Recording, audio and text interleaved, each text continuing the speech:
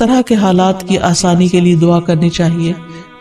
قال رب اشرح لی صدری ویسر لی امری، اس نے کہا ہے میرے رب میرے لیے میرا سینہ کھول دے اور میرا کام آسان کر دے. حدیث میں بھی آتا ہے نبی صلی اللہ علیہ وسلم مشکل وقت میں دعا پڑھتے تھے، اللہم لا سہل الا ما جعلتہ سہلا وانت تجعل الحزن اذا شئت سہلا، اللہم لا سہل الا ما جعلتہ سہلا وانت تجعل الحزن اذا شئت سہلا، اللہم لا سہل الا ما جعلتہ سہلا وانت تجعل الحزن اذا شئت سہلا. اے اللہ نہیں کوئی کام آسان مگر وہی جسے تو آسان کر دے، اور تو جب چاہتا ہے مشکل کو آسان کر دیتا ہے. پھر اسی طرح ایک اور دعا بھی ہے، ربنا آتنا من لدنک رحمتا وہیئ لنا من امرنا رشدا، ربنا آتنا من لدنک رحمتا وہیئ لنا من امرنا رشدا، ربنا آتنا من لدنک رحمتا وہیئ لنا من امرنا رشدا.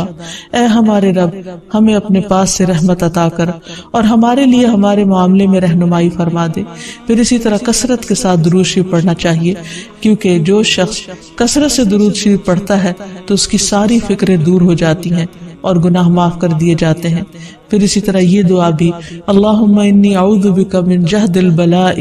ودرک الشقاء وسوء القضاء وشماتۃ الاعداء، اللہم انی اعوذ بک من جہد البلاء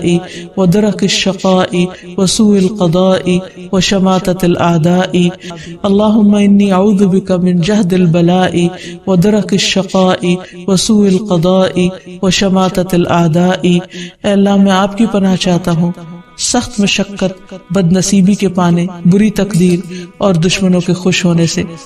پھر اسی طرح اللہم رحمتک ارجو فلا تکلنی الی نفسی طرفۃ عین واصلح لی شأنی کلہ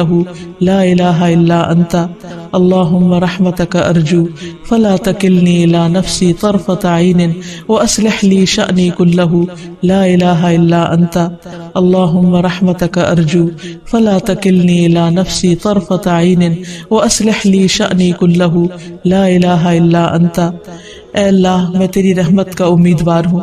تو مجھے آنکھ جھپکنے تک کے لیے بھی میرے نفس کے حوالے نہ کرنا، میرے سارے معاملات درست فرما دے، تیرے سوا کوئی معبود نہیں. پھر اسی طرح عمومی طور پر بھی انسان دنیا اور آخرت کی بھلائیوں کی دعائیں مانگے، ربنا آتنا فی الدنیا حسنۃ وفی الآخرۃ حسنۃ وقنا عذاب النار، ربنا آتنا فی الدنیا حسنۃ